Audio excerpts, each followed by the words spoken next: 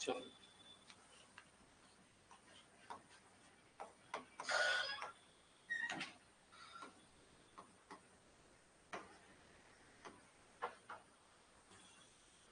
दो दिन हिस्ट्री पढ़ाए थे कल के पहले, और कल इकोनॉमी का पहला क्लास लिए थे, आज सेकंड के। हाँ, वो इकोनॉमी का ही हिस्सा है।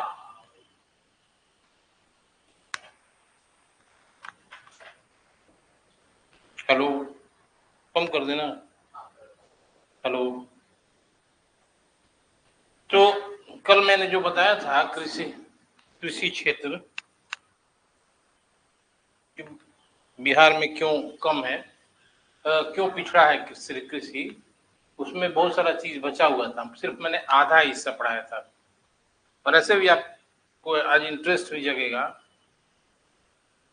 आज आपको मैं एक चीज बता रहा हूं, अर्थशास्त्र को समझ के पढ़िएगा। जैसे आप दिमाग में हमेशा आदमी देखते होंगे कि बिहार पिछड़ा है इकोनॉमिक रूप से, है ना।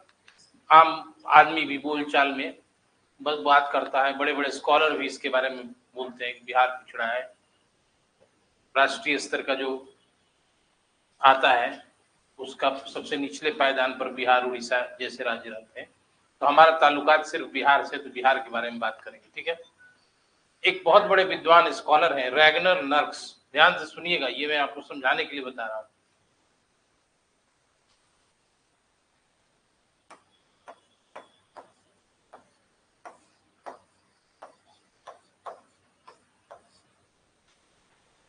रैगनर नर्क्स ने गरीबी के दुष्चक्र का सिद्धांत दिया है, ठीक है ना, विशियस सर्कल ऑफ पॉवर्टी।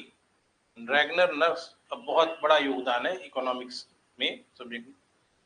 उन्होंने एक थ्योरी दिया है गरीबी के दुष्चक्र, आप उससे रिलेट कीजिए बिहार को, और बहुत कुछ इस तरफ इशारा किया था। अमर्त्य सेन के बारे में आप जानते हैं, कल्याणकारी अर्थशास्त्र के बहुत बड़े विद्वान हैं। तो उन्होंने भी एक बार इशारा किया था, जैसे अब बांग्लादेश के बारे में उन्होंने कहा था कि बांग्लादेश में जो बेरोजगारी है, दरिद्रता है, और वहाँ क्रय शक्ति कम है, लोगों के खरीदने का परचेजिंग पावर जो है वो कम है, और इसका मुख्य कारण है बांग्लादेश में निरंतर आने वाले बाढ़, ठीक ना, फ्लड। उनका कहना था अमर्त्य सेन का। लेकिन हम यहाँ बात कर रहे हैं रैगनर नर्क्स, ठीक ना।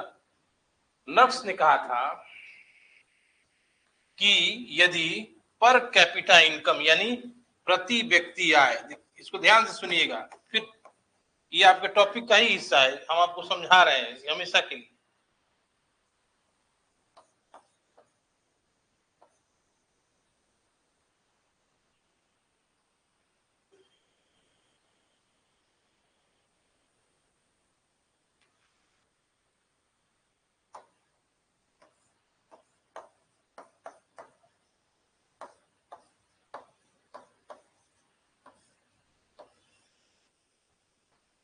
देखिए, प्रति व्यक्ति आय पर कैपिटा इनकम यदि आपका कम रहेगा तो आप तो खाने ही में सारा पैसा बर्बाद करेंगे ना, बहुत कम पैसा रहेगा। तो इससे क्या होगा कि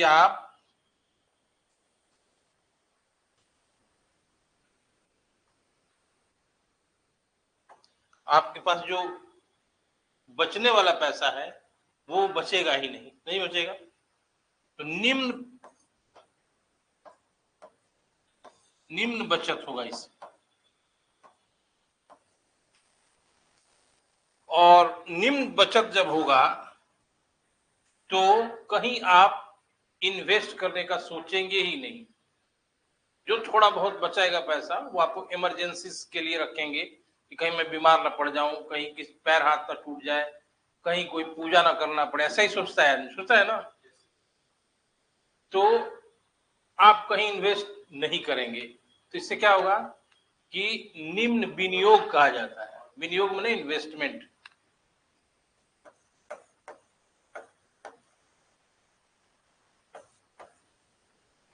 इधर ही लिखते हैं, ठीक ना, ये और लिखना है, समझिएगा कि ये इसी का हिस्सा है।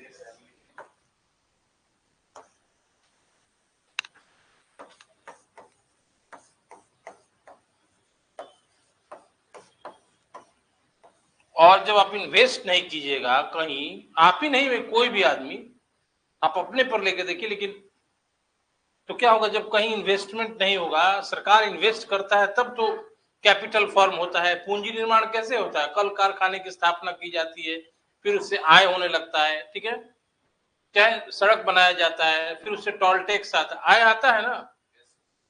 तो जब निम्न विनियोग होगा तो पूंजी निर्माण भी एकदम लो होगा। पूंजी निर्माण समझते हैं ना, मतलब पैसे का निर्माण, ठीक है, बोलचाल की भाषा में। और जब पूंजी निर्माण ही कम होगा तो फिर आपका जो आय है वो निम्न ही रहेगा, लो पर कैपिटा इनकम।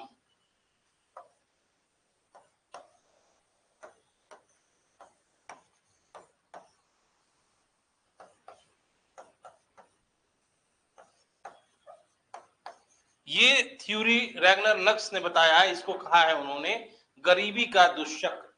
और ये फॉर्मूला बिहार में बिल्कुल फिट बैठता है। क्यों यहाँ पे विकास दर कम है? वो डेटा की बात मैं नहीं कर रहा हूं, कागज पर लिख के दिखा दीजिए 16% ग्रोथ रेट है, 15%, लेकिन वाकई स्थिति मैंने आपको समझाने के लिए बताया कि आप देखते होंगे आम आदमी भी बात करता है, बड़े बड़े विद्वान भी बात करते हैं कि बिहार पिछड़ा है, बिहार में ठीक। अब विकास की शुरुआत हुई है, मानते हैं हम, लेकिन ये ओवरऑल बिहार को एक पिछड़ा राज्य माना जाता है, ठीक है। अब विकास की शुरुआत सरकार ने पहल की है, ठीक है, लेकिन ये जो गरीबी का दुष्चक्र है वो बिहार पे भी लागू होता है। कैसे? आपका आय ही कम है तो आपका बचत भी कम होगा, और जब बचत कम होगा तो आप विनियोग भी नहीं करेंगे, एकदम कम होगा, इन्वेस्टमेंट कम होगा, तो फिर इससे कोई पूंजी निर्माण नहीं होगा। जब इन्वेस्ट कीजिएगा तब ना कुछ आने का भी चांस लगेगा, तो बस जब आने का चांस खत्म हो गया तो फिर आपका आय निम्न रहेगा। इसको मैं समझाना चाह रहा था क्लास से पहले। ये नर्क्स की थ्योरी जो है वो बिहार में भी लागू होती है, ठीक है। इसको कहते हैं विशियस सर्किल ऑफ पॉवर्टी, गरीबी का दुष्चक्र है। बिहार बाहर के थे, रैगनर नर्क्स बाहर के थे, याद नहीं आ रहा है एग्जैक्ट किस कंट्री के थे। इन्होंने ये बताया है, वो बिहार के संदर्भ में नहीं बताया, इकोनॉमिक्स के संदर्भ में। हम्म, हाँ, क्यों आदमी गरीब रहता है, ये आदमी व्यक्ति अपने आप पर भी लागू करके देख सकता है। आप नहीं कमाएंगे, इसी तरह रहेगा तो हमेशा तो गरीबी बने रहेंगे, आपका गरीबी जो है एकदम स्थायी हो जाएगा, स्टेबल हो जाएगा।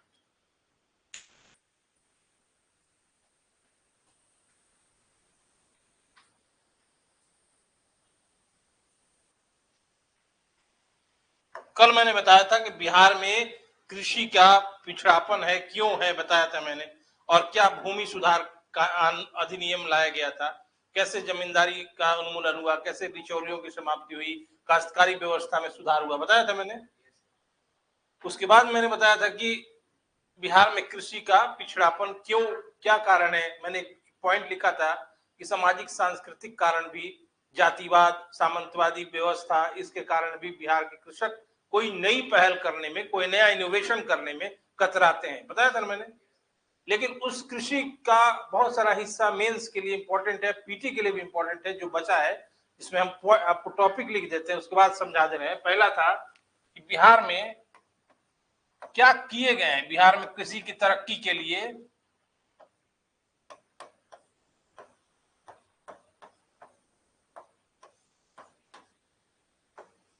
ये टेल भी रहता है, फुल क्वेश्चन हो जाएगा, मान लिए एक लाइन कि बिहार में कृषि के पिछड़ापन के क्या कारण है, पूर्ण विराम, और उसमें ये जोड़ दिया गया जाएगा कि आजादी के बाद बिहार में कृषि के उत्थान के लिए क्या कार्यक्रम किए गए, ठीक है।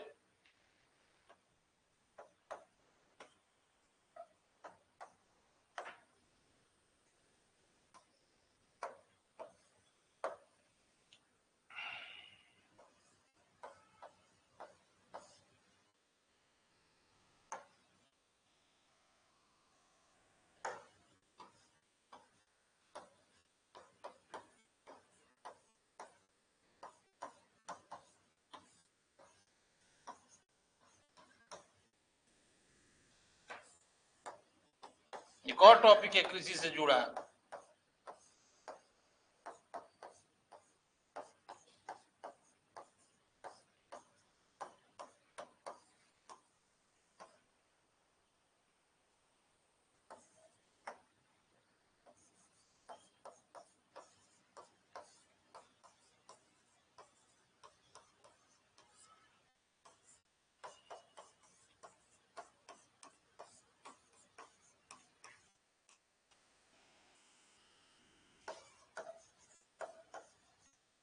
मेंस के एग्जाम देने के पहले इस टॉपिक पे इस मुद्दे पर हमेशा ध्यान रखिएगा। कभी भी किसी भी टॉपिक के बारे में आपके सुझाव भी पूछा जा सकता है।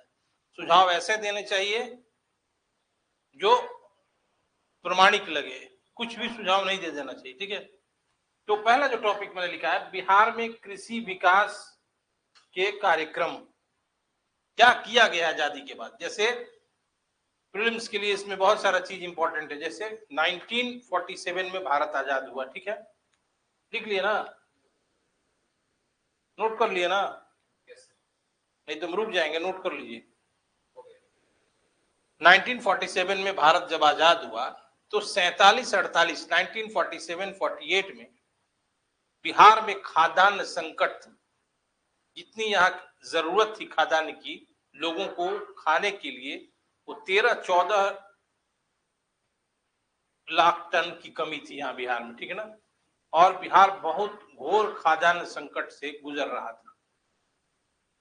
और भारत जो राष्ट्रीय स्तर पर आयात करता था, उस आयात से बिहार का काम चलता था, नहीं तो बिहार में लोग खाने के बगैर मर गए रहते, ठीक है।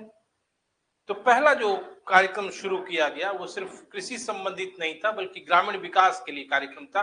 और वो ग्रामीण गांव के समग्र विकास के लिए कार्यक्रम था। उसको कहते हैं कम्युनिटी डेवलपमेंट प्रोग्राम, सामुदायिक विकास कार्यक्रम। ये 1952 में शुरू किया गया था। और इसके द्वारा बिहार में कृषि संबंधी भी सुधार दिखाई पड़े। क्यों? क्योंकि 5-7 वर्षों में ही बिहार में कृषि उत्पादन बहुत अधिक बढ़ गया। और 1958 में राष्ट्रीय कलश पुरस्कार बिहार को मिला। अनाज उत्पादन इतना जल्दी रैपिडली बढ़ा, जरूरी नहीं है कि सिर्फ कम्युनिटी डेवलपमेंट प्रोग्राम से ही बढ़ा हो, ठीक है। अच्छी वर्षा हुई होगी, मानसून ने साथ दिया होगा, लेकिन ऐसा माना जाता है कि 1958 में, सॉरी 58-59 में बिहार को इसी के चलते राष्ट्रीय कलश पुरस्कार प्राप्त। इसके बाद फिर बिहार में कृषि के विकास के लिए कुछ और स्टेप उठाए गए, जिसमें पहला है 1966-67 में बिहार के शाहाबाद जिले में हरित क्रांति की शुरुआत की गई, ठीक है। हरित क्रांति के प्रवर्तक या जन्मदाता नॉर्मन बोरलॉग हैं। प्रीति का क्वेश्चन है, याद रखिएगा, ठीक है। और भारत में डॉक्टर एम एस स्वामीनाथन, वैश्विक स्तर पर अगर पूछे जाएगा कि हरित क्रांति का जनक कौन है, तो डॉक्टर नॉर्मन बोरलॉग। और भारत में इस क्रांति को किसने सफल बनाया, किसने? डॉक्टर एम एस स्वामीनाथन, ठीक। हरित क्रांति के अलग से मैंने नीचे लिखा है, उसको जब बताएंगे तो बताएंगे क्या है हरित क्रांति। बस इतना ही जानिए कि बिहार में क्या हुआ। 1966-67 में शाहाबाद जिले से हरित क्रांति की शुरुआत। फिर उसके तुरंत बाद, लेकिन ये जो कार्यक्रम शुरू हुआ हरित क्रांति, उसके लिए बिहार सरकार ने एक अलग नाम दिया। नाम क्या दिया? वो नाम पहले से योजना चल रही थी, उसको कहते हैं IADP, intensive agricultural district programme, समेकित कृषि जिला कार्यक्रम, इसको कहते हैं IADP। इसी कार्यक्रम के द्वारा 1966-67 में शाहाबाद जिले से हरित क्रांति की शुरुआत की गई और इससे बहुत अधिक मात्रा में अनाज उत्पादन बढ़ा। बहुत अधिक मात्रा में नहीं बढ़ा, उसका जो साइड क्या हुआ एक्चुअल स्थिति हरित क्रांति को बताएंगे हम, लेकिन इसने कृषि विकास को गति प्रदान की। बस आप इतना ही लिखिएगा और इतना ही जानिए, ठीक है। फिर वर्ल्ड बैंक ने 1974 में एक परियोजना निदेशक थे उसके, डेनियल बोरेन, ठीक ना, डेनियल बेरोन, ठीक है, इन्होंने बिहार में कृषि के विकास के लिए एक परियोजना प्रारंभ की और ये परियोजना 74-75 में शुरू हुई और 1993 तक चलना था ये परियोजना, लेकिन बिहार सरकार की नीतियों को देखकर 1992 में इस परियोजना को बंद कर दिया गया। ठीक है, हाँ, रिस्पॉन्स अच्छा नहीं मिला। हर जिलों में बेनोर परियोजना चल रही थी, लेकिन बंद कर दिया गया 1 साल पहले ही। उसके बाद बिहार में कृषि, जब 2000 ईस्वी का दशक आया तो उसके बाद बिहार में कृषि के विकास के लिए कुछ ऐसे काम किए गए। पहला तो किसान आयोग की स्थापना की गई। ठीक है, किसान आयोग कृषि संबंधी समस्याओं पर विचार करने के लिए बनाया गया। इसमें मेंबर होते हैं और एक चेयरमैन होता है। दूसरा सुधार किया गया सरकार के द्वारा, बिहार सरकार के द्वारा, कि भूमि सुधार आयोग की स्थापना की गई। ठीक है, भूमि सुधार आयोग नहीं, मैंने भू राजस्व आयोग बनाया गया, जिसमें भूमि संबंधी कैसे तरक्की किया जाए, कैसे सुधार किया जाए, ये बात की। ठीक, फिर बिहार में कृषि के विकास के लिए एक कृषि रोड मैप बनाया गया 2008 के करीब, लेकिन उसके बाद 1912 में एक नया दूसरा कृषि रोड मैप बनाया गया, जिसमें 6 उद्देश्य हैं। उसके कृषि रोड मैप जो बना है 2012 से 17 तक के लिए बना था और इसमें 6 उद्देश्यों को प्रमुखता दिया गया। पहला, खाद्यान्न सुरक्षा, माने लोगों को खाना मिले, इसकी सुरक्षा। दूसरा, पोषण सुरक्षा, खाना भी ऐसा मिले कि उनके शरीर में पौष्टिक तत्वों की आपूर्ति होते रहे। ठीक है, ऐसे याद रखना चाहिए, खाद्यान्न सुरक्षा, पोषण सुरक्षा। ठीक है, तीसरा है कृषकों की आय में वृद्धि करना, यानी किसान जो उपार्जित कर रहा है उसमें वृद्धि हो, ये नहीं कि स्टेबल हो जाए। तीसरा, रोजगार सृजन और श्रमिकों के पलायन पर रोक। चौथा, ये रोजगार सृजन मतलब खेती के अंतर्गत रोजगार जैसी व्यवस्था की जाए ताकि श्रमिक जो कृषक हैं छोड़कर बाहर मजदूरी करने नहीं जाए, दिल्ली लुधियाना जो जाते हैं। ठीक है, और पांचवा, समावेशी विकास की बात की गई, यानी विकास ऐसा हो कृषि क्षेत्र का कि सारे लोग उसमें इंक्लूड हो जाएं, कोई छूटे नहीं, और महिलाओं की इस कृषि विकास में सघन भागीदारी। ठीक है ना, सघन भागीदारी मतलब इंटेंसिव पार्टिसिपेशन, यानी महिलाएं इस कार्य में जुटी रहें, तभी विकास का फायदा मिलेगा, क्योंकि महिलाएं ही परिवार का बेस होती हैं, परिवार का आधार होती हैं। यदि उनका एम्पावरमेंट, उनका सशक्तिकरण नहीं होगा तो कृषि विकास अधूरा रह जाएगा। ठीक है, और लास्ट 6 पॉइंट था प्राकृतिक संसाधनों का संरक्षण और एक ऐसी कृषि व्यवस्था को लाना जो टिकाऊ हो, सस्टेनेबल हो। ठीक है ना, ये नहीं कि हम इस पीढ़ी में अपना फसल पूरा उगा रहे हैं, उपज ले रहे हैं, उसका लाभ ले रहे हैं और इतना खराब कर दें हम जमीन को कि हमारे आने वाली पीढ़ी को वो जमीन उत्पादकता नहीं दे, मतलब उत्पादक रहे ही नहीं। इस व्यवस्था की, इस प्रवृत्ति को रोकने के लिए छठा 6 सूत्री ध्येय लाया गया था। फिर से आपको बता दें कि कृषि रोड मैप जो 2012 में तैयार हुआ, उसके 6 सूत्री ध्येय थे, मतलब 6 ऑब्जेक्टिव्स था। पहला, खाद्यान्न सुरक्षा, यानी अनाज की कमी नहीं हो, कोई खाने बिना मरे नहीं। दूसरा, खाना भी खाए तो उसके शरीर में पौष्टिक तत्वों की आपूर्ति हो, यानी पोषण सुरक्षा। तीसरा, कृषि क्षेत्र में लगे हुए कृषकों की आय में वृद्धि करना। चौथा, रोजगार का सृजन और कृषकों के पलायन पर रोक। पांचवा, विकास को समावेशी बनाना, समावेशी मतलब सारे लोगों को विकास का लाभ सब लोगों को मिले, किसी खास बड़े किसानों को नहीं मिले, छोटे किसान जो 1 एकड़ 2 एकड़ जमीन वाले भी किसान हैं उनको भी लाभ मिले, जरूरी नहीं कि 50 एकड़ जिसके पास है उसी को लाभ मिले। और इसी में समावेशी विकास के साथ इस बात का भी लक्ष्य रखा गया कि महिलाओं की सहभागिता को गहन बनाया जाए, यानी महिलाएं इसमें इस विकास में शामिल हो।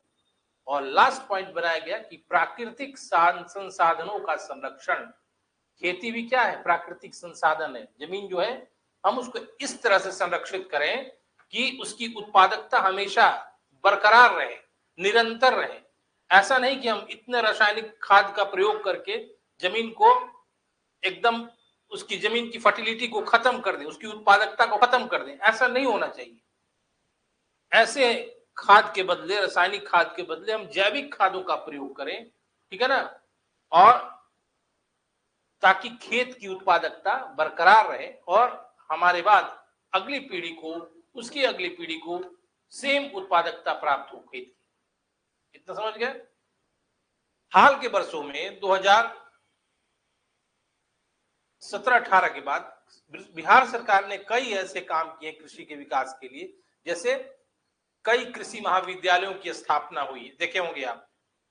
फिर मिट्टी जांच के लिए सरकार ने गांव-गांव में भेजा है, किस क्षेत्र की मिट्टी कैसी है, उसकी प्रयोगशाला में जांच होगी, इसलिए प्रयोगशालाओं की भी स्थापना की गई। इसके अलावा कृषक सम्मान योजना भी बनाई, जो किसान अच्छे समृद्ध खेती करते हैं उनको सम्मानित करने की भी योजना बनी। उसके बाद क्रेडिट कार्ड सिस्टम भी लाया गया है, ठीक है।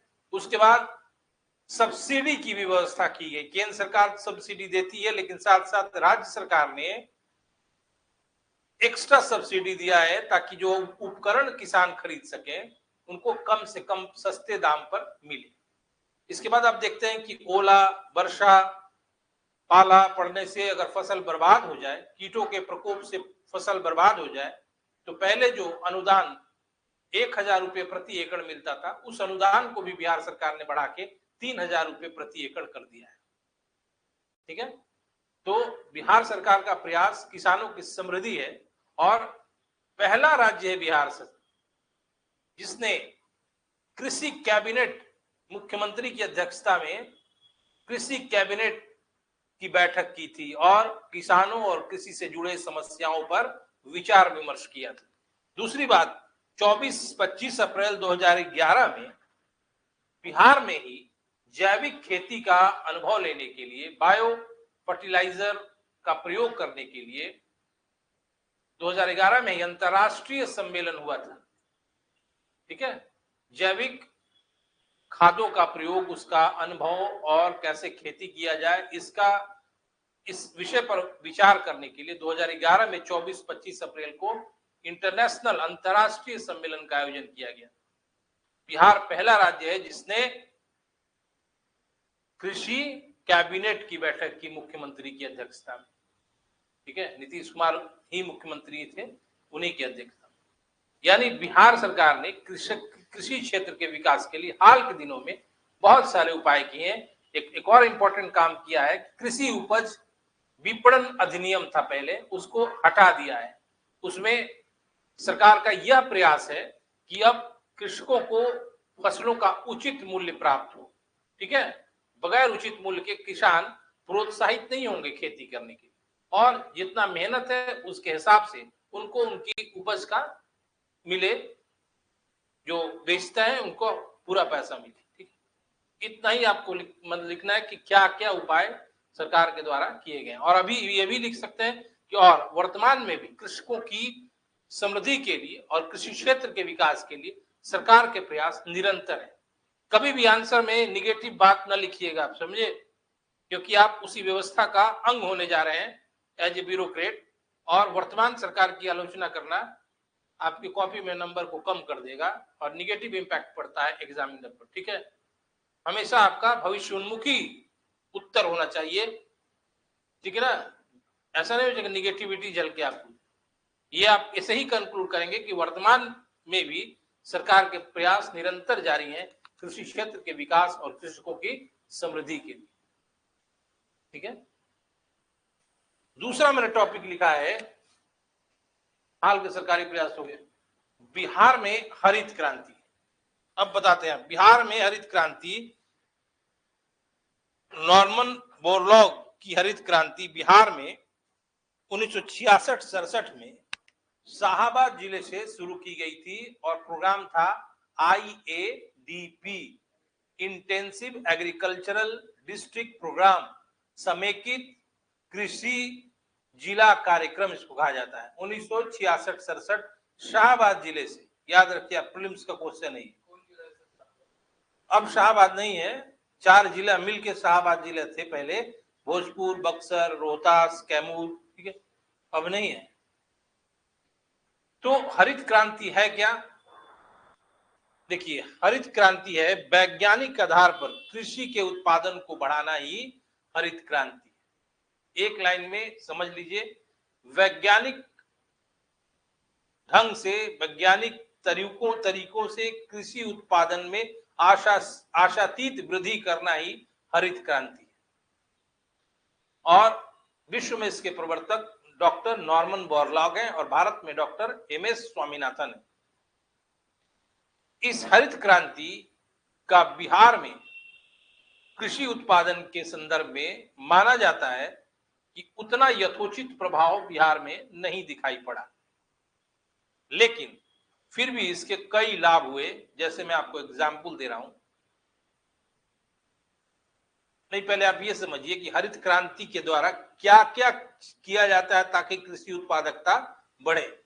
इसका पहला पॉइंट, ये जो टॉपिक पढ़ रहे हैं ना आप, सिर्फ बिहार से ही इंपॉर्टेंट नहीं है, नेशनल लेवल पर भी पूछा जा सकता है कि हरित क्रांति क्या है, क्यों जरूरी नहीं कि बिहार में। तो पहला इसमें हरित क्रांति में पहला आपको मानिए HYV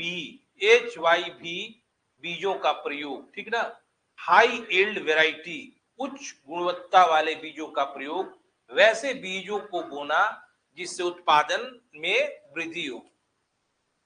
दूसरी बात, रासायनिक उर्वरकों का उपयोग, NPK कहा जाता है, नाइट्रोजन पोटास कहा जाता है ना।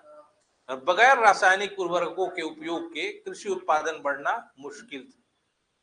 तीसरा काम, पेस्टिसाइड्स यानी कीटनाशकों का प्रयोग, क्योंकि फसल लगने पर भी कीटों के प्रयोग से फसल बर्बाद हो सकती है, ठीक है। तीसरी बात, उपकरणों का कृषि कार्य में उपयोग, जिसमें स्पेशली इंपॉर्टेंट है ट्रैक्टर का उपयोग। नहीं तो ट्रैक्टर से पहले हल और बैल से खेतों की जुताई होती थी, और एक माना जाता है कि लकड़ी वाले या लोहे वाले फाल से उतनी गहरी जुताई नहीं होती है जितनी ट्रैक्टर से होती है। तो जमीन जितनी गहरी जुताई होगी उसका प्रोडक्शन लेवल भी उसी पर निर्भर करता है, ज्यादा प्रोडक्शन होगा, ठीक है। तो ट्रैक्टर का प्रयोग हरित क्रांति के द्वारा शुरू किया गया। इसके अलावा कृषि के लिए जो मशीन थे कृषि करने के लिए, जिसमें मानवीय श्रम बचे, उसका भरपूर प्रयोग, ठीक है ना। मशीन समझ रहे हैं ना, वो आता है रोटावेटर से लेके, देखते हैं ना कृषि कार्य में होता है, उनका प्रयोग खेतों में किया जाए और कृषकों को अपनी उपज का उचित मूल्य प्रदान करने के लिए विपणन केंद्रों की स्थापना, जहां जाकर वो बेच सके। इन आधुनिक उपायों से ही हरित क्रांति को लाया गया। बिहार में इसका क्या प्रभाव हुआ? बिहार में वह प्रभाव नहीं हो पाया जिसका कारण था बिहार की मौजूद स्थिति। यहाँ पे 17% कृषक के पास 17% जोत जो था, खेत जो था, वह सीमांत कृषकों के पास था, और ऐसे कृषकों के पास कुल भूमि का 30% था। और सीमांत कृषक कहा जाता है जो कि कम जोत वाले हों और पूंजी विहीन हो और उद्यम विहीन हो, यानी कोई नई चीज को स्वीकार करने में वो पहल नहीं करेंगे, ठीक है। मार्जिनल फार्मर्स इन्हीं को कहा जाता है, सीमांत कृषक इन्हीं को कहा जाता है बिहार में। लेकिन फिर भी हरित क्रांति से कुछ फसलों का उत्पादन बहुत ज्यादा बढ़ा। जैसे पहले, हरित क्रांति से पहले बिहार में धान, गेहूं और मक्का ही मुख्य फसल था, हरित क्रांति से पहले। हरित क्रांति के बाद फसल प्रतिरूप में परिवर्तन आया, ठीक है ना। अब धान, मक्का और गेहूं के अलावा दूसरे फसल भी उपजाए जाने लगे, और कई, जैसे एग्जाम्पल, हरित क्रांति के प्रभाववश धान का क्षेत्रफल जो था वो घट गया और गेहूं का क्षेत्रफल बढ़ गया। हालांकि धान के उत्पादन में मामूली वृद्धि मानी जाती है, लेकिन गेहूं के उत्पादन में बहुत अधिक वृद्धि हुई, और गेहूं के उत्पादन को माना जाता है कि 3 गुना वृद्धि हुआ। उसी प्रकार दलहन का क्षेत्रफल, दाल वाला जो फसल है, उसका क्षेत्रफल घटा, लेकिन उत्पादकता उसकी बढ़ गई। जैसे चना, अरहर, इसकी उत्पादकता 2 गुना बढ़ गया। तंबाकू का उत्पादन 5% बढ़ गया और गेहूं का 3 गुना मैंने बताया था।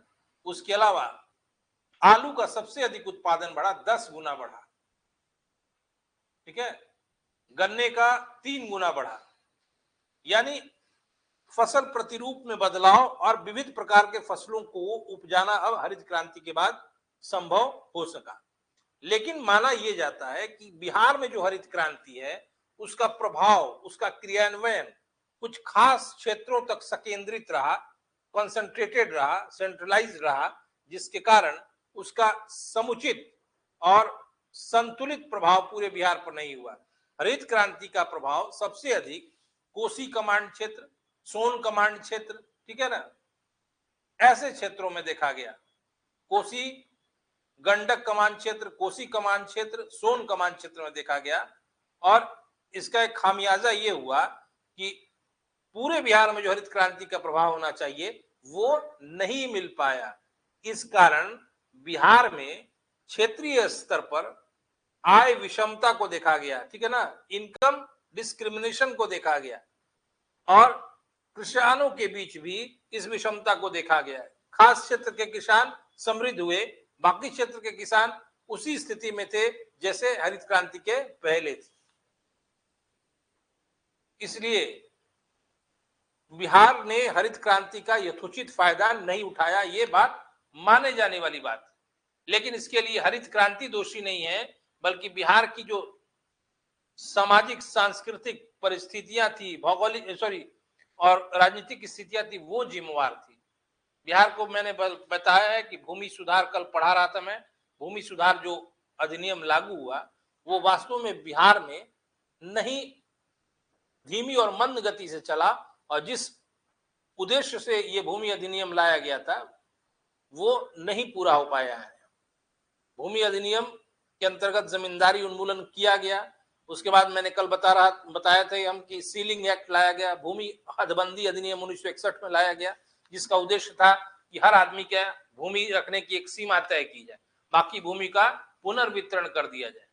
तो मैंने कल ये भी बताया था कि वोट की राजनीति और प्रजातंत्र के कारण नेता वर्ग जो थे उतनी राजनीतिक दृढ़ इच्छा शक्ति को नहीं शो कर पाए, जिसके कारण ये कार्य नहीं हो पाया।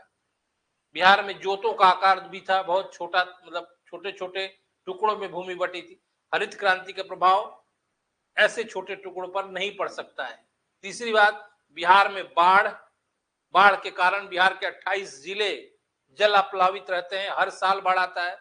इन सब कारणों से हरित क्रांति का प्रभाव बिहार में उस लेवल पे नहीं हो पाया जो कि पंजाब या पश्चिमी उत्तर प्रदेश में हुआ, ठीक है ना। पंजाब और पश्चिमी उत्तर प्रदेश में हरित क्रांति का सर्वाधिक लाभ हुआ। तो इसमें हरित क्रांति का दोष नहीं है, बल्कि बिहार की परिस्थितियों का दोष है। अगर भूमि सुधार कार्यक्रम पूरा क्रियान्वित हो गया रहता तो ये हरित क्रांति का यथोचित लाभ मिलना संभव था। दूसरी बात, बिहार के 28 जिले जो बाढ़ से पीड़ित रहते हैं वो भी एक बहुत बड़ी समस्या हरित क्रांति के सफल नहीं होने के कारण। इसीलिए बिहार में क्षेत्रीय स्तर पर कृषकों के बीच और क्षेत्रों के बीच आय विषमता, इनकम डिस्क्रिमिनेशन को देखा जाता है, ठीक है। इसमें अगर पूछा जाए कि कृषि विकास के लिए आपके क्या सुझाव हैं, ऐसे प्रश्न में जरूरी नहीं कि रटा रटाए आपके पास पॉइंट है, आपका भी दिमाग है, आप भी सिविल सर्विसेज की तैयारी करते हैं, ऐसे उपाय आप लिखने के लिए स्वतंत्र हैं। लेकिन ऐसे उपाय लिखिएगा जो कि माने यथोचित लगे। ऐसा नहीं कि कुछ एक्स्ट्रा रेडिकल उपाय लिख दीजिएगा, ठीक है ना, अतिवादी उपाय, ऐसा नहीं। पहला काम क्या करना है कृषि सुधार के लिए, हम आपके दिमाग में बैठा देते हैं, आप पॉइंट वाइज समझिएगा कि बिहार में कृषि कैसे सुधार हो सकता है। मैं बता रहा हूं, आप इसी को दिमाग में रख लीजिए और यही लिखिएगा। पहला तो काम ये करना है कि बिहार में कृषि को इंडस्ट्री ओरिएंटेड बनाना है, यानी बिहार में कृषि को उद्योग उन्मुख बनाना है। उद्योग उन्मुख मतलब समझ रहे हैं? हाँ हाँ, और कृषि के उत्पादों को विविध बना के उन उत्पादों को उद्योग में इन्वेस्ट किया जाए और उससे कुछ वस्तु बने, सामान बने, ठीक है ना। फूड प्रोसेसिंग एक बहुत बड़ा उपाय हो सकता है, ठीक मानते हैं ना बात। तो बिहार में कृषि को और उद्योग से जोड़ा जाएगा तो किसानों की आमदनी भी बेहतर होगी और उनमें अंदर से मोटिवेशन आएगा, प्रोत्साहन आएगा और वो कृषि और मनोयोग से कृषि कार्य को करेंगे। दूसरा उपाय सुझा सकते हैं आप कि प्रत्येक प्रखंड स्तर पर कृषि उत्पादों के विपणन की एक पारदर्शी व्यवस्था स्थापित की जाए और किसान और विपणन केंद्र के बीच मध्यस्थ न हो बल्कि कृषकों का प्रत्यक्ष संबंध विपणन केंद्र से स्थापित हो। अभी स्थिति क्या है बिहार में कि चाहे कोई भी किसान कुछ भी उपज करता है, चाहे मिर्चा हो, टमाटर हो, फसल की बात कर रहे हैं, फलों ये सब्जियों की बात कर रहे हैं, तो उसे बहुत औने पौने दाम में बेचना पड़ता है और सारा लाभ बीच के जो मीडिएटर होते हैं, बिचौलिए होते हैं, वो खा जाते हैं और किसान बेचारा शिक्षित नहीं है और इस नेक्सस को, इस नेटवर्क को वो समझ नहीं पाता है। तीसरा सुधार करना है कि बिहार में ऊर्जा की अभी भी कमी है और आप डे टू डे लाइफ में अगर गांव में घूमेंगे तो आपको ऐसा फील होगा कि कृषक सिंचाई के लिए पैसे देते हैं, किसी के पास अगर ट्यूबवेल है, ये है, तो सरकारी स्तर पर सिंचाई की यथोचित व्यवस्था अभी भी बिहार में नहीं है। क्योंकि आप देखेंगे कि दक्षिणी बिहार का 74% एरिया में सिंचाई की व्यवस्था है, लेकिन मध्य दक्षिण बिहार में जाएंगे तो वहां सूखे जैसी स्थिति है। तो सरकारी स्तर पर सिंचाई की यथोचित व्यवस्था करनी बहुत जरूरी है क्योंकि आज भी कृषक मानसूनी वर्षा पर निर्भर है। तीसरी बात, बिहार में कृषि स्नातक को एक लाभदायक उपाधि मानी जाए और कृषि स्नातकों का नियुक्ति बिहार में कृषि के विकास के लिए किया जाए और इन्हें रूरल एरिया में, क्षेत्रीय जगह में, फील्ड एरिया में इनको कार्य दिया जाए और ये किसानों के मानसिकता को परिवर्तित करने में एक अहम भूमिका निभा सकते हैं और किसानों को HYV बीज, उन्नत उपकरण, इन सब चीजों के बारे में अवेयर करने के लिए इनका प्रयोग बिहार सरकार कर सकती है, जागरूक करने के लिए। तीसरी बात, बिहार में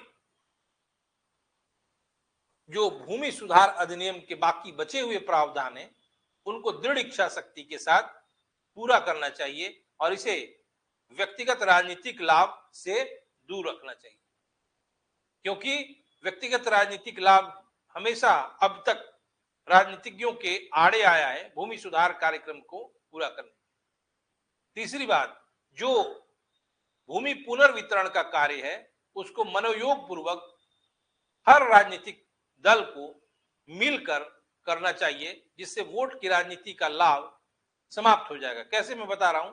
अगर किसी की सत्ता है, मान लीजिए बिहार में जदयू की सत्ता है और जदयू ने अगर ऐसा कठोर कदम उठाया तो बाकी दल वाले जो हैं वो इसका प्रचार करेंगे और उन क्षेत्रों में जाकर वोट बटोरने के लिए जदयू की शिकायत करेंगे। ठीक है, ये जदयू और आरजेडी से लिखना नहीं, हम आपको समझाने के लिए लिख रहे हैं।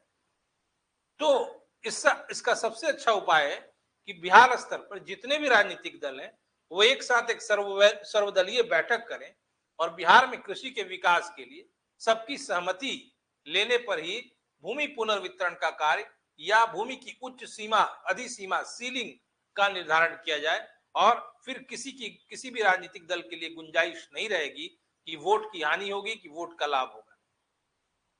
अगला पॉइंट, बिहार में कृषि को एक औद्योगिक परिवेश देने की जरूरत है।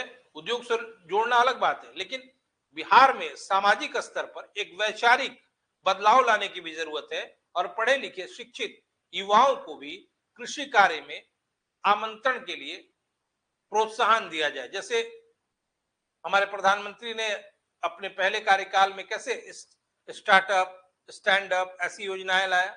तो बिहार में भी नए युवा शिक्षित वर्ग को कृषि कार्य में आने के लिए कुछ नई प्रोत्साहन योजनाएं लाई जाए, जिससे यह युवा वर्ग कृषि में शामिल हो और कृषि का विकास आगे हो, कृषि की वृद्धि आगे हो।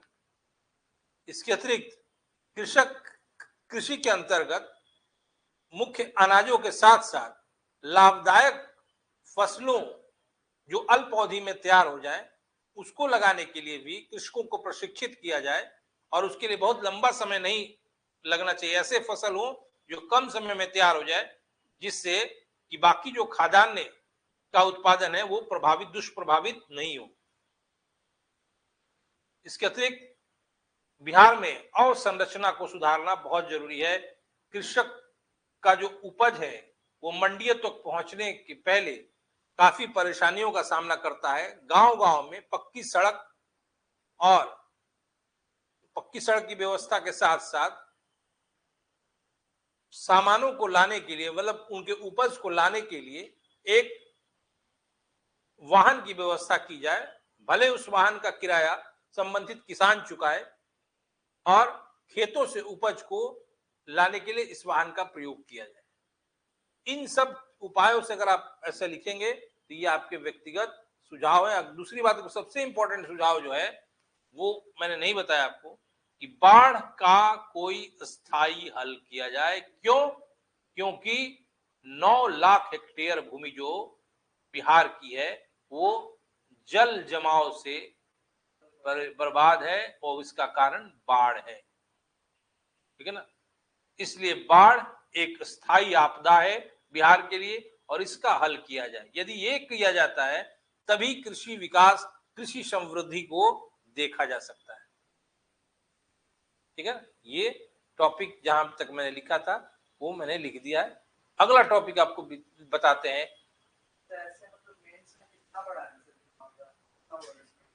300-400 वर्ड में लिख दीजिएगा, 500 300 तक लिख दीजिए। अब बढ़ गए तो कोई दिक्कत नहीं है, 400 अच्छा आंसर होना चाहिए, ऐसा कुछ नहीं। लेकिन ये नहीं कि अब 4 पन्ना लिख रहे हैं मेंस में, ये नहीं होना चाहिए।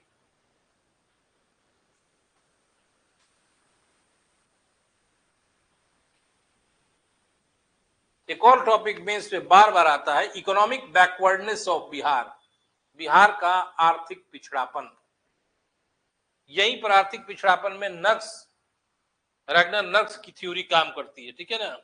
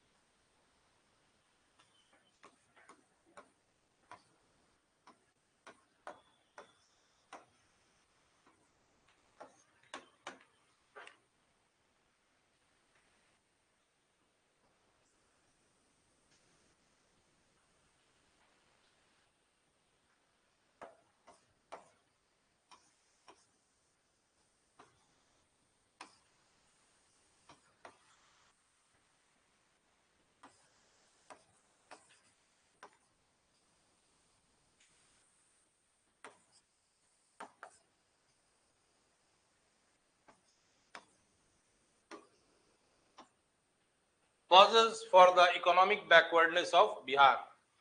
पहला पॉइंट,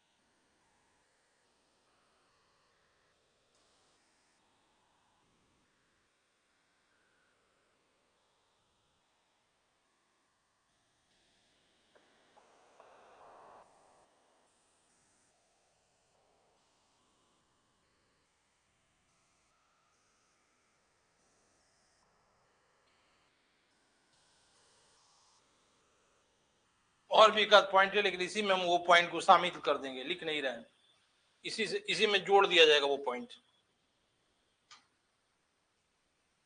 मैंने लिखा है बाढ़, इसमें आपको प्रीलिम्स के लिए भी कुछ सवाल मिलेंगे। बाढ़ जो है बिहार के 28 जिलों को प्रभावित किया है। कुल जिले कितने हैं बिहार में?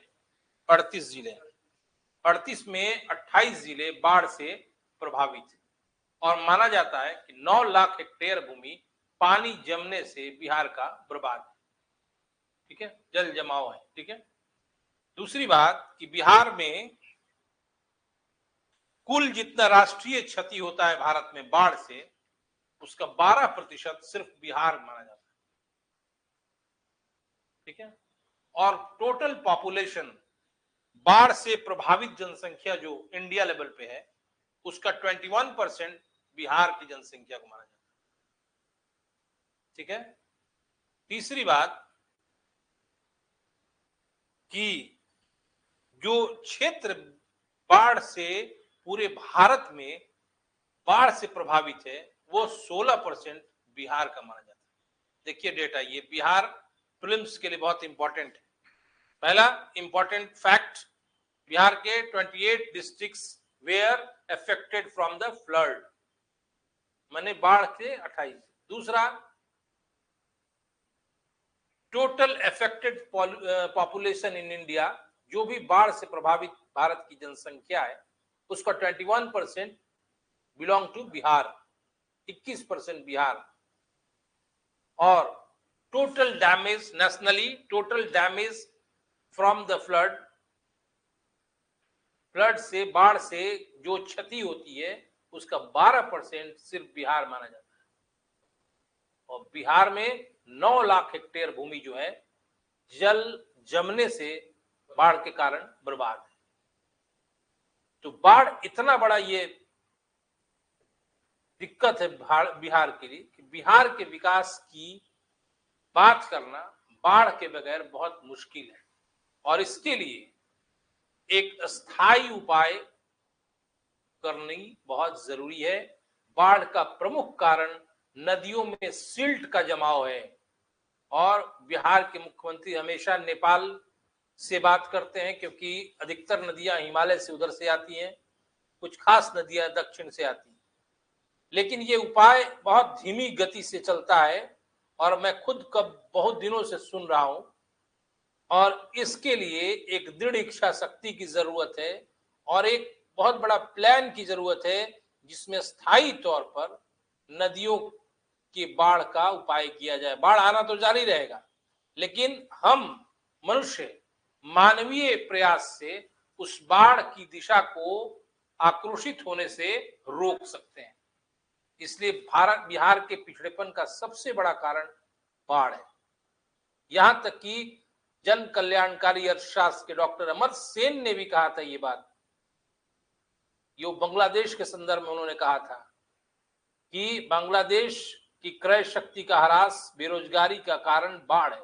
वो सीधे फिट बैठता है बिहार पर। बाढ़ से क्या हानि होती है? पूरा संपत्ति आपका नष्ट हो जाता है, जो फसल लगाए हैं वो खत्म हो गया, तब आपकी क्रय शक्ति, परचेजिंग पावर क्या हो गया? जीरो हो गया। फिर अब अगले साल के लिए ये कितना बड़ा समस्या है। तो कैसे बिहार का इकोनॉमिक डेवलपमेंट होगा? कुछ खास एरिया में अगर आर्थिक विकास होगा तो बाकी जो बाढ़ प्रभावित एरिया है वो नहीं कर पाएंगे विकास, क्योंकि वो उनके पास आर्थिक आधार ही खत्म हो गया उनका। तो बाढ़ सर्वाधिक इंपॉर्टेंट पॉइंट है बिहार के आर्थिक पिछड़ेपन का। ये प्राकृतिक आपदा और इसका हल तुरंत और सबसे प्रोमिनेंट काम होना चाहिए राजनीतिक स्तर पर कि सबसे पहले बाढ़ की समस्या का स्थायी निदान करें। और इसके लिए चाहे जिसे बुलाना पड़े, वैज्ञानिकों से लेकर शोधकर्ताओं से लेकर, लेकिन इसका स्थायी उपाय निकालना चाहिए।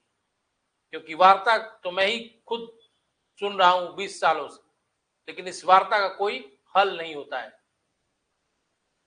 ये सबसे बड़ी समस्या है बाढ़, आर्थिक पिछड़ेपन का। ये ध्यान रखें।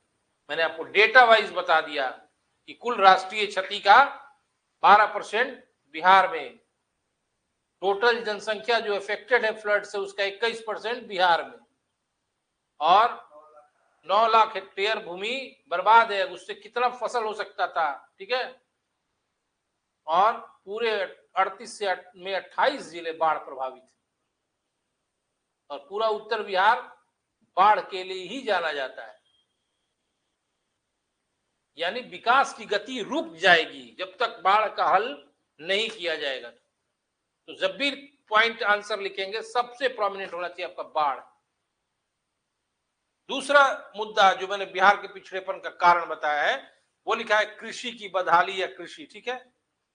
ये मैंने कल चैप्टर पढ़ाया था, सारे पॉइंट्स को आप यूज कर सकते हैं। पहली बात, कृषि में सुधार नहीं, जोतों का आकार छोटा है, ठीक है।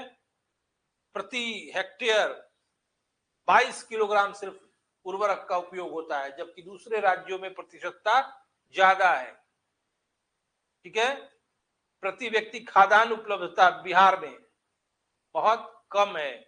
उत्पादकता, प्रति व्यक्ति खाद्यान्न उत्पादकता माने एक आदमी कितना अनाज उत्पादित कर सकता है, ये वो भी कम है, बाकी राज्यों में ज्यादा है, ठीक है। इसका कारण कि बिहार का कृषि पिछड़ा हुआ है। पंजाब चले जाएंगे, आंध्र प्रदेश चले जाएंगे, सब में उत्पादकता ज्यादा है। और बिहार में जोत जो है खेती की जमीन वो छोटे हैं। दूसरी बात, बिहार में उर्वरक जो खपत होता है उसकी भी मांग कम है खेतों में। पेस्टिसाइड्स कीटनाशकों का जो खपत है बिहार वो भी कम है। यानी कृषि जो है पिछड़ेपन की स्थिति में बिहार का।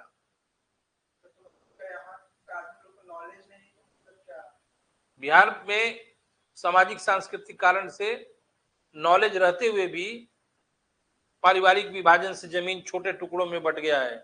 उसके अलावा यहाँ भी सामंतवादी व्यवस्था के कारण जमीन ज्यादातर बड़े लोगों के हाथ में है और बाकी लोगों के हाथ में जमीन नहीं है, ठीक है।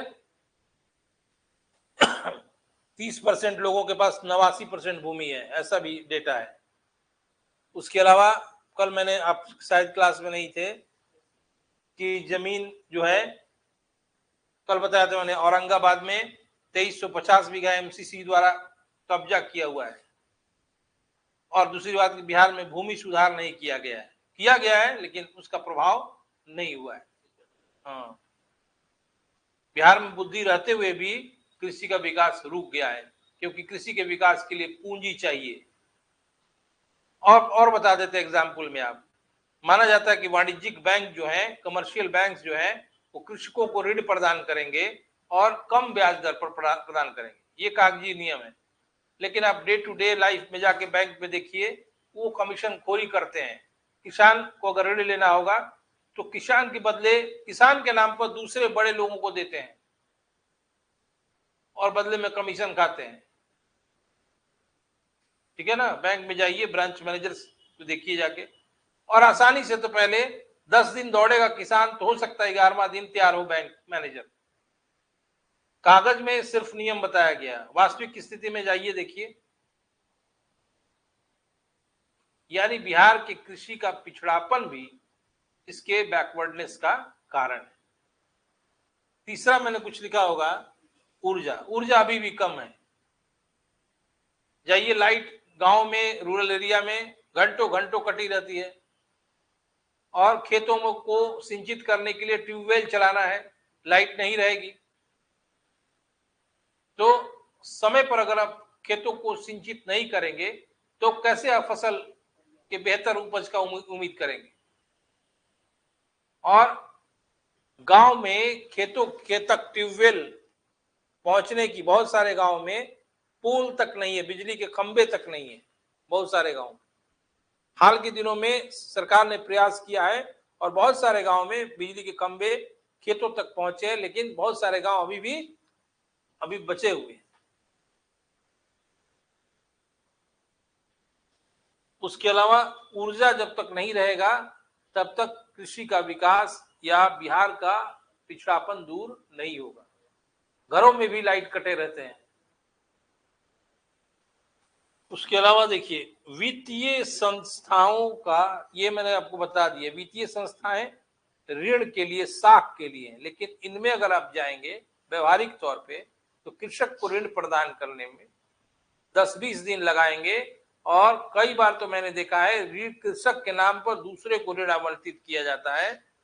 उस व्यक्ति का पेशा कृषि नहीं है, लेकिन उसका पेशा कृषि शो करके उसको ऋण प्रदान किया जाता है। दूसरी बात कि अभी भी बिहार में रेल मार्ग का तो सही प्रसार है, लेकिन सड़क मार्ग बहुत सारे गांव में अभी भी कच्चे सड़क ही गए हैं, और कृषि के उपज उत्पादन जो होता है, अगर पक्की सड़क रहे और गांव-गांव तक गाड़ियां जाए व्यापारियों की, तो डायरेक्ट सेल कर सकता है किसान, ठीक है। नहीं तो उसे पास के मंडी में जाने के लिए अच्छा खासा अतिरिक्त किराया देना पड़ता है, तब वो मंडी तक अपना माल पहुंचाता है। तो अवसंरचनात्मक जो बिहार में कमी है वो भी आर्थिक पिछड़ेपन का कारण है, सिर्फ सड़क की बात नहीं है। जाइए सरकारी विद्यालयों के भवन चरमरा रहे हैं। सरकारी विद्यालय में पढ़ने वाले लड़के भी एक मानवीय पूंजी है ना, मानवीय पूंजी। अगर अच्छी पढ़ाई होगी, अच्छे सुविधा में पढ़ेंगे, तो कल होके वो बिहार के एक मानवीय पूंजी के तौर पे होंगे, ठीक है ना। आय अर्जन करने वाले आदमी है वो भविष्य में, तो वो एक मानवीय पूंजी है। जाइए उसका अवसंरचना देखिए, कहीं से पानी चू रहा है, कहीं से ढह रहा है। तो बिहार का अवसंरचनात्मक जो है बिल्कुल गंदा है। ये आर्थिक पिछड़ेपन का कारण है, क्योंकि सड़क जब अच्छा नहीं रहेगा तो बाहर के विदेशी, बाहर के उद्यमी कभी भी, आज ऐसे एक माहौल बन गया है, जो अच्छे टॉप एंटरप्रेन्योर हैं, उद्यमी है, बिहार नहीं आना चाहते हैं, क्योंकि यहाँ पे और संरचनात्मक कमी है और कानून व्यवस्था की भी कमी है। अगर कोई फैक्ट्री लगाता है यहाँ, तो लोग रंगदारी लेने लगते हैं, मांगने लगते हैं। दूसरी बात की हाँ, बहुत सारा प्रॉब्लम है यहाँ पे, ये पिछड़ापन का बहुत बड़ा कारण है। और संरचना वही सड़क, रेल, रोड, सरकारी स्कूलों का भवन। आपको एग्जाम्पल पटना शहर का देते हैं। अगर अभी पानी हो जाए और पटना जंक्शन पर उतरेंगे, महावीर मंदिर तक आने में आपका जूता डूब के आएगा, सिर्फ आधा घंटा के पानी है ना, गारंटी, एकदम गारंटी। ये शर्म की बात है कि अगर कैपिटल हो राजधानी, वहां अगर आपको पानी लगे, पैर, जूता खोल के आना पड़ेगा आपको, नहीं तो जूता डूबो के आना पड़ेगा। तो क्या अवसंरचना है? ये पिछड़ेपन का रियल कारण है। कानून व्यवस्था अभी भी सुधरी नहीं है, लेकिन आपको जब आंसर लिखेंगे तो इन सब बातों का उल्लेख न करेंगे, क्योंकि निगेटिव आंसर नहीं लिखना है। मैंने आपको समझाने के लिए बोला है। इसको शिष्ट भाषा में भी आप लिख सकते हैं कि कानून व्यवस्था की समस्या और संरचनात्मक कमी, ठीक है, जिसके कारण बिहार में आर्थिक पिछड़ापन विद्यमान है।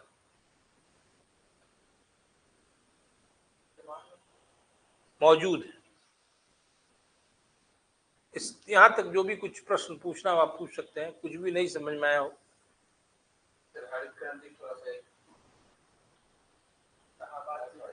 जैसे हरित क्रांति बिहार में कि पूरे भारत में?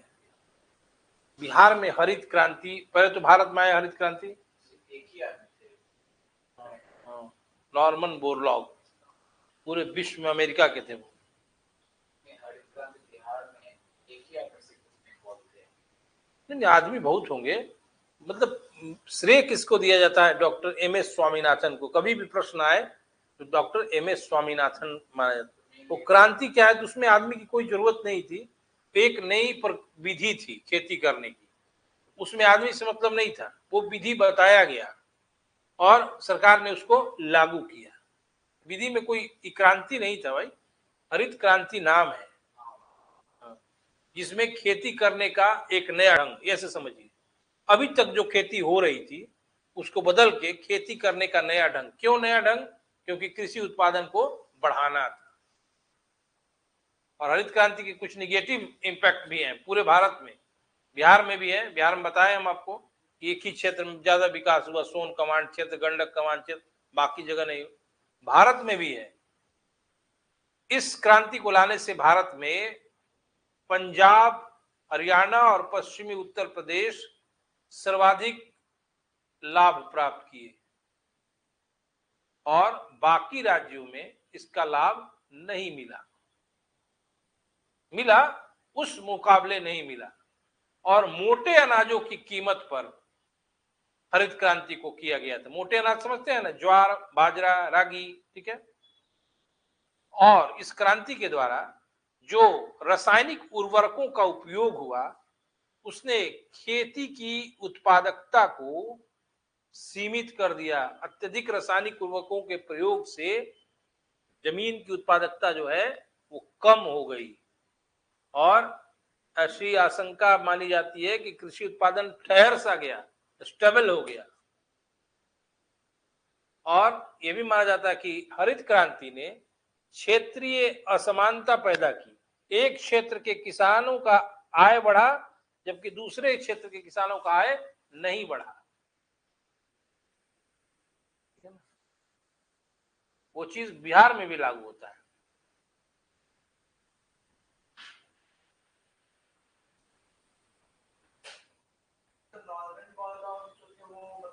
साइंटिस्ट थे, वैज्ञानिक थे। तो वो हरित क्रांति का आविष्कार किया और एम एस स्वामीनाथन आगे बढ़ा भारत में। पितामह कहा जाता है, father of green revolution, Norman Borlaug. Bharat में पूछेगा doctor M S Swaminathan.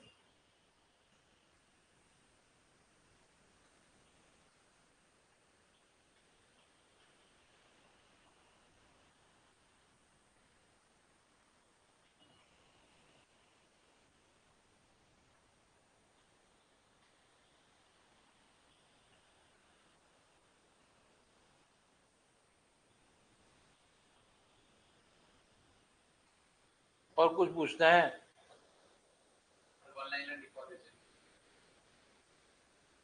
Time आज लिखवाना है। अभी लिखिए ना, 2-4 क्वेश्चन लिखवा देते हैं तब तक। लिखिए, सीधे लिखिए, पॉइंट वाइज। बिहार के 28 जिले बाढ़ प्रभावित हैं।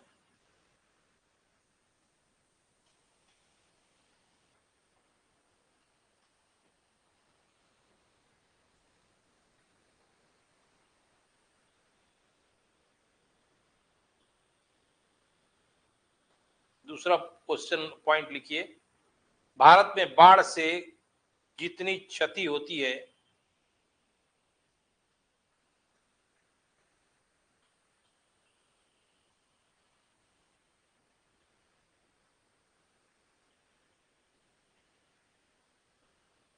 उसका 12% बिहार में होता है।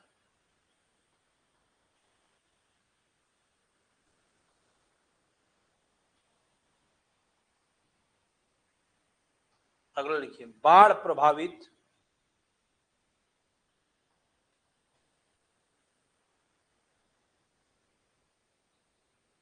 कुल भारतीय जनसंख्या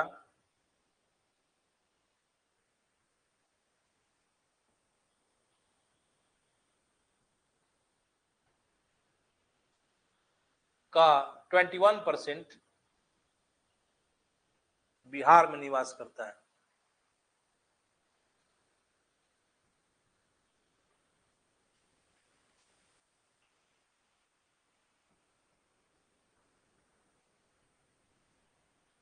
अगला लिखिए, बिहार में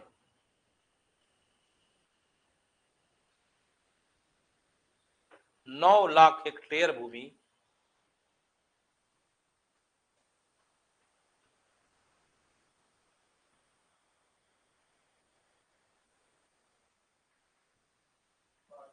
बाढ़ के कारण जल जमाव से ग्रसित है। बाढ़ के कारण जल जमाव से ग्रसित है।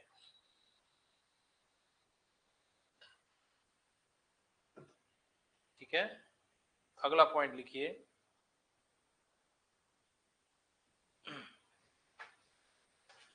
बाढ़ के कारण जल जमाव से ग्रसित है। अगला लिखिए पॉइंट, बिहार में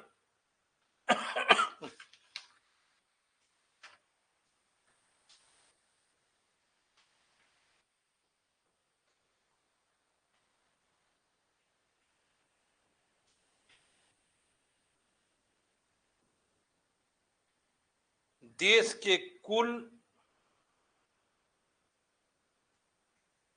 बाढ़ प्रभावित क्षेत्र का 16% बिहार को माना जाता है। 16 जितना भी प्रभावित है पूरे देश में, उसका 16% बिहार में। अगला लिखिए, बिहार में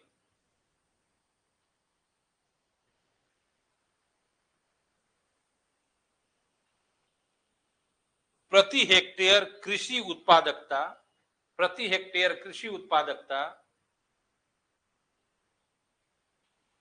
1243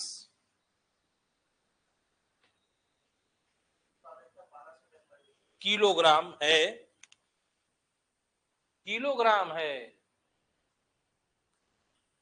जबकि पंजाब में 3428 किलोग्राम।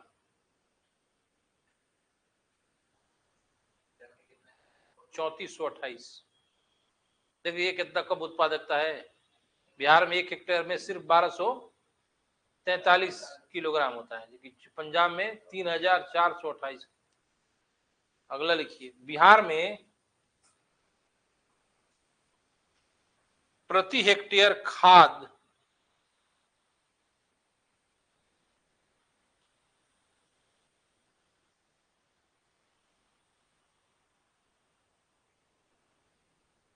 खाद नहीं, खादान लिखवाना था। क्योंकि बिहार में लिखिए फिर से, बिहार में प्रति व्यक्ति अनाज उत्पादकता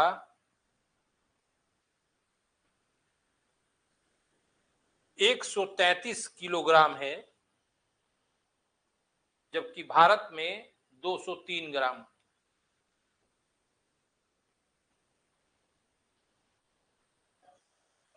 भारत में 203 किलोग्राम, ठीक है ना।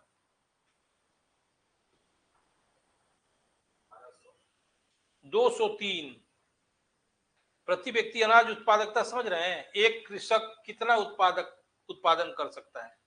तो एक कृषक बिहार में कितना करेगा?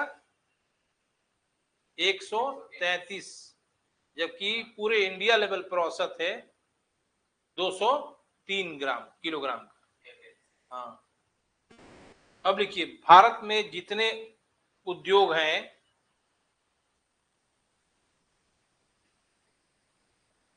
उसका 3.3% बिहार में है। भारत में कुल जितने उद्योग हैं उसका 3.3% बिहार में है, ठीक है। अगला लिखिए, कुल राष्ट्रीय विनिर्माण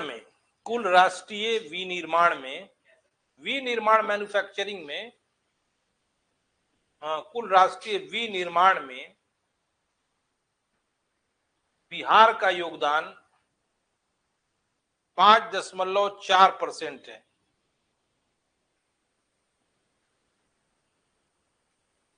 जबकि महाराष्ट्र का योगदान 21%।